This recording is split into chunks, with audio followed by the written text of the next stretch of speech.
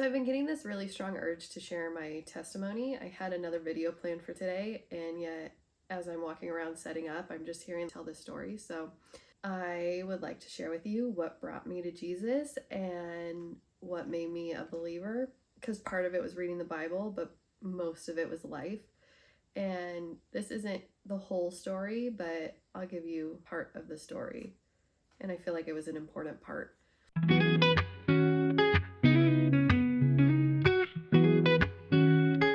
I was raised in a conservative household or a Republican household. I believed in family values. I believed what you put in, you get out. Was not raised in a religious household at all. My mom believed in the religion of karma. What you do to others will come back to you type of thing. So a little over a year ago, I was really struggling. I was really struggling personally. I was really struggling professionally. To take you back a little farther, when I went to college, I was the first in my whole family to go to a 4-year college. And I don't just mean like my parents, cousins, all of it. I'm the first one to go to a 4-year college. And not to say that my dad was very successful and never went to college. My mom was a stay-at-home wife that raised me and my brother. And somehow in high school, to me, college was never an option. It was just, it's what you do. And I wasn't getting that from my parents. I have no idea where that was coming from. My parents were, I literally laid out colleges in front of them and said, this is where I want to apply. And they're like, whoa, this is the first we're hearing of this, but sure, let's look at colleges. They were not pushing me that you have to go to college. But somewhere along the line in my head, it's like this, you graduate high school, you go to college. This is what you do. So I ended up going to college, very much enjoyed it. I'm not saying that I regret it. I'm just saying, curious where those thoughts came from. Not just thoughts, but you have to do this, and if you don't, you'll be a failure if you don't. So again, not exactly sure where that was coming from, because it was not coming from my family. Fast forward a bit of time, just working my way through corporate America, I guess, and then started my own company with 2 other women, and eventually it became just me and my business partner. Our third partner, we had a bit of a falling out with that led to lawsuits, and just don't recommend it. 0 out of 10s recommend. Don't go through lawsuits and partner dissolutions. It's just a bummer, especially when we were really good friends at a time. So anyway, we had founded that company in 2016. Then last year, which would have been 2024, I was really going through it with life. I had my daughter and had severe postpartum depression afterwards. I was going through a lot with my husband at the time. My career was just like, I couldn't handle anything. It's so fun, not funny, but whenever I thought of postpartum depression, I feel like it's always depicted in movies and TV shows that oh, I just want nothing to do with the baby. I don't want to look at the baby. I don't want to see the baby. When that was the opposite case for me. I loved being around my daughter, but I just couldn't handle life. I would see dishes in the sink and fly off the handle, screaming, mad, overwhelmed, then crawl in a ball, cry on the floor for 2 hours because I couldn't believe how I flew off the handle over something so stupid, and then would sleep most of the day. And it was bad. Really bad thoughts. My family's better without me thoughts. It was not. Postpartum depression is no joke. And the thing that was really hard was we didn't know what it was for a long time. It was just like, oh, is this the new Molly that's just overwhelmed and crazy and just, I don't know. Not crazy, that's not a nice term, but just definitely not myself.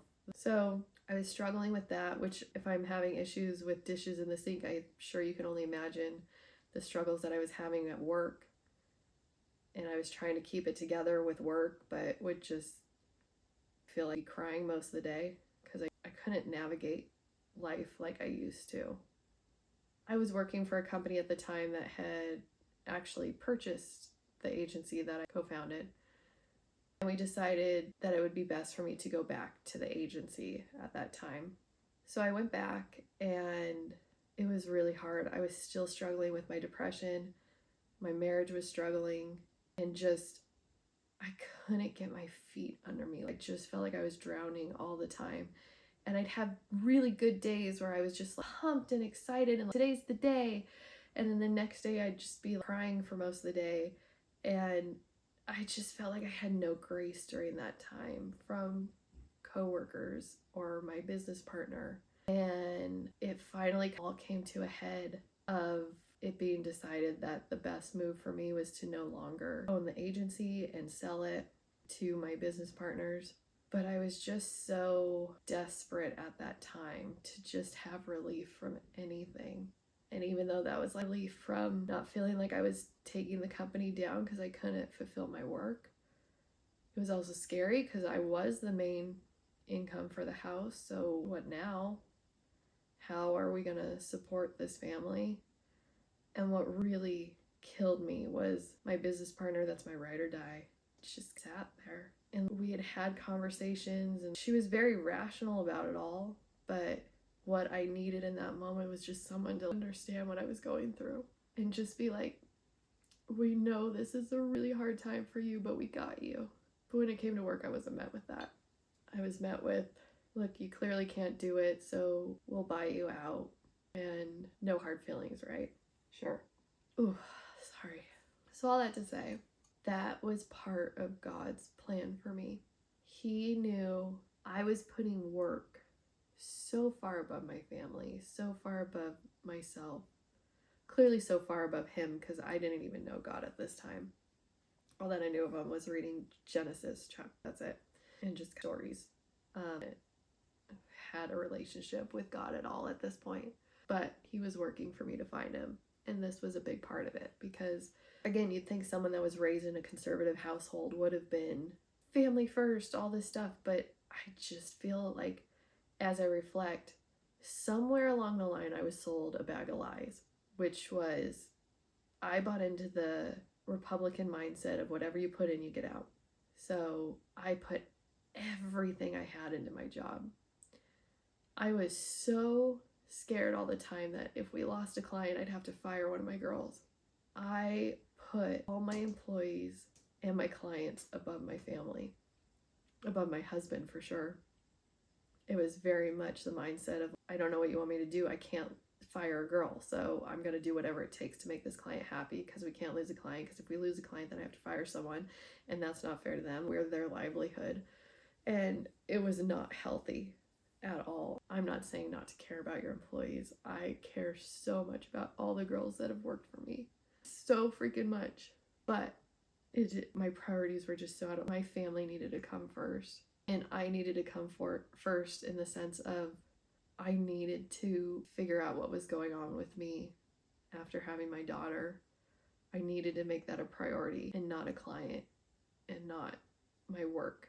And I'd come to find out that I needed to make God the priority over all of it. So, what am I trying to say here?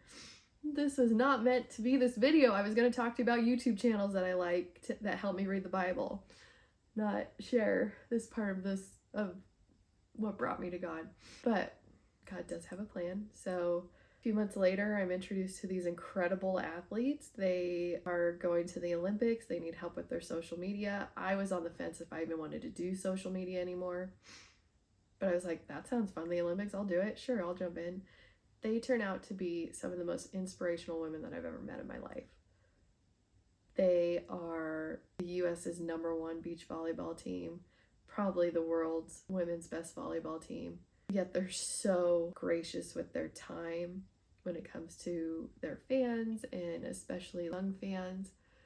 They have their own 501c3 where they raise money every winter to get presents for families in their local area that can't provide a great Christmas. They'll buy every single present on their Christmas list. And they were put into my life for a reason. And the reason, I believe, was to bring me closer to God, because I just kept seeing them and the way that they would show up. And it was just the most inspiring thing.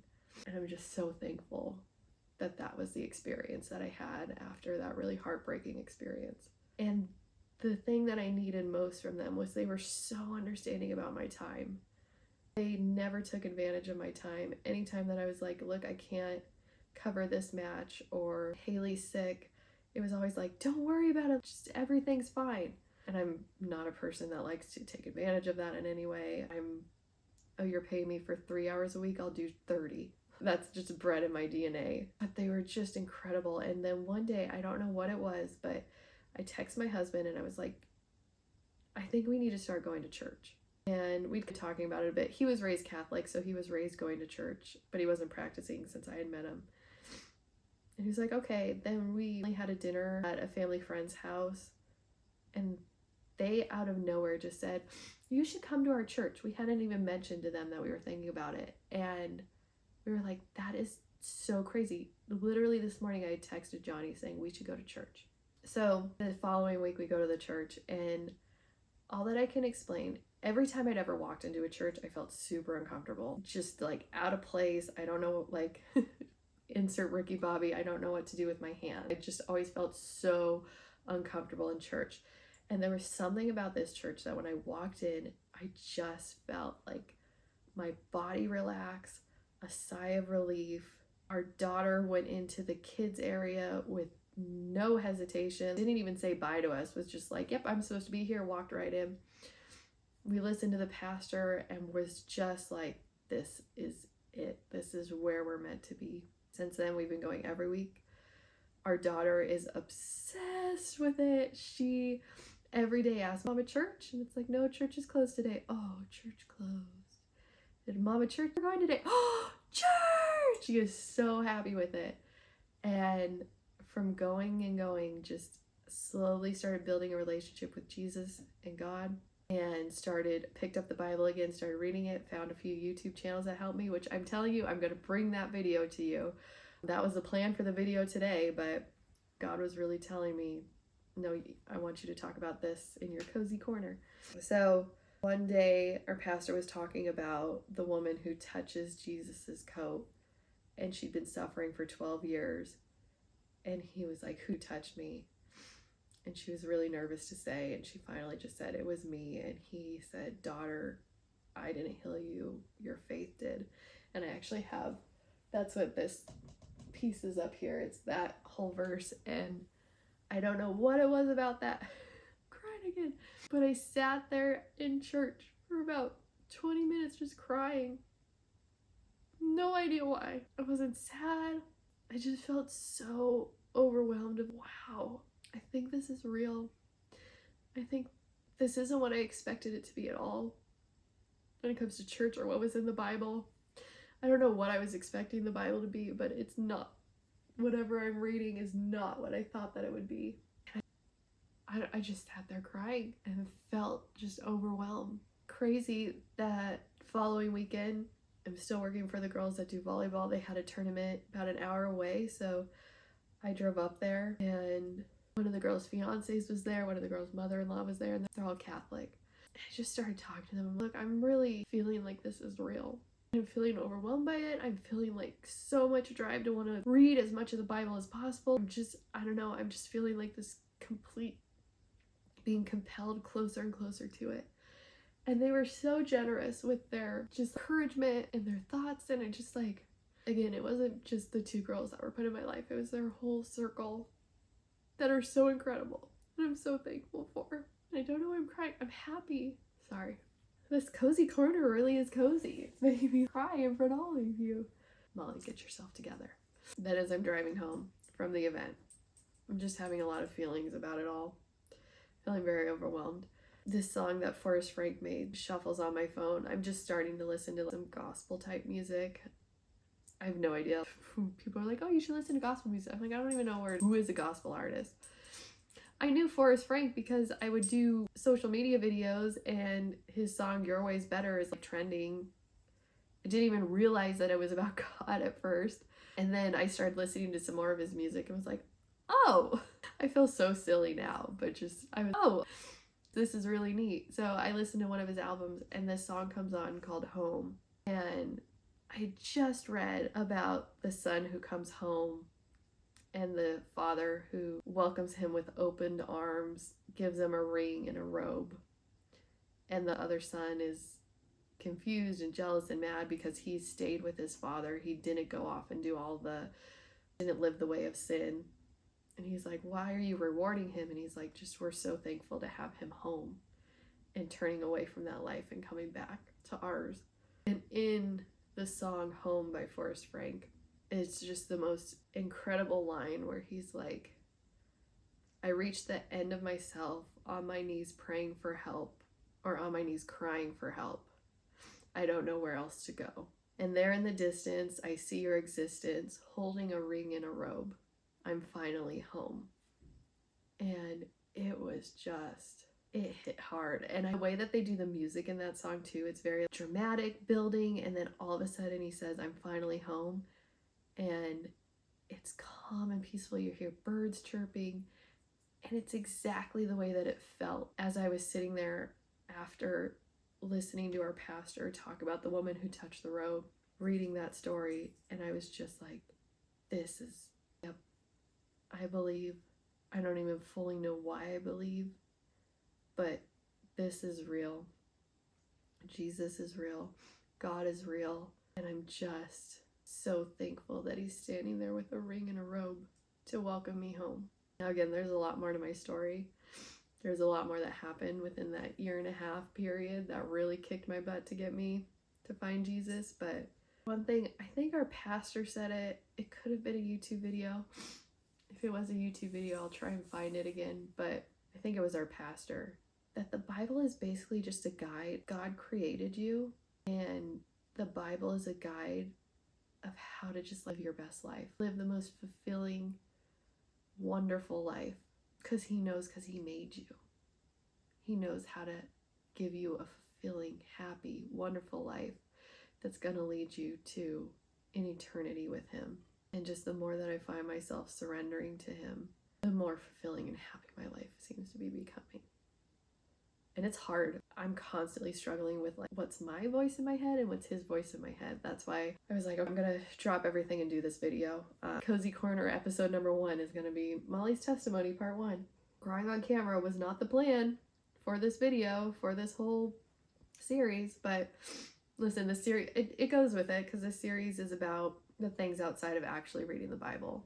And part of that is finding Jesus. So after all this happened, after I started believing, I went to my pastor because I was like, I think I want to get baptized, but I don't know what that means. Just because I still don't know enough. I've read Genesis, I think I'd read Exodus at that point, and we're going through the book of Luke in church.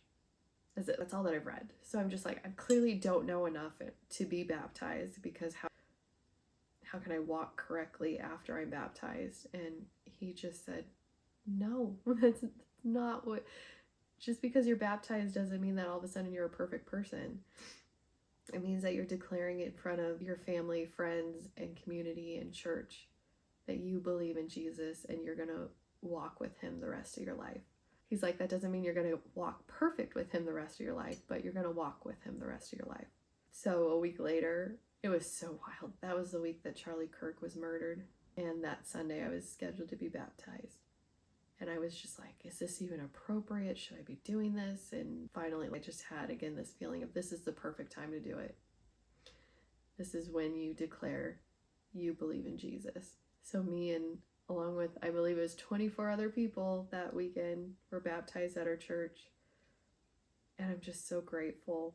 I was crying all week. It was crazy. I'm really not a crier. Not that you can tell, but I promise since finding Jesus, all of a sudden emotions run high over here. But I just hope, I don't know, what I hope you do out of this testimony is all that God wants is for us to love him, walk with him, follow him. And I don't even feel like it's for him, it's for us. It gives us a fulfilled life. And it didn't matter how much money we made at the agency, how many clients we signed, nothing felt fulfilled. Everything felt anxious. Everything felt not enough. I don't think I ever felt peace with that job, owning that company. I never felt enough. I never felt like I could do enough for the people around me. And it's just been since this journey that I've just finally been feeling peace. Still a very motivated person, so that's hard, but I'm really trying and praying every day. In my prayers, I ask God to let me hear his voice over mine and help me distinguish his voice from my voice, because I want to surrender and follow him. I don't know a great way to wrap up this video, but I really hope if you're feeling unfulfilled, if you're feeling no matter how much you push and grind, you might be living for the wrong reasons. And I don't mean that in a you're a failure kind of way. I mean that in here's a lifeline. Take my story. I was living all wrong and it was not fulfilling. And opening up the Bible, going to church might start filling that hole. So, cheers. This was a heavy, cozy corner. Some videos that you have to look forward to. I'm going to share some YouTube channels that have really helped me when reading the Bible. The Holy Trinity, we're going to dig into. I found a great video kind of explaining those, so we're going to watch that together. So yes, some other things to come. Not every cozy corner is going to be so heavy. In fact, they're going to be a lot lighter than this, but welcome to my cozy corner and what led me to Jesus.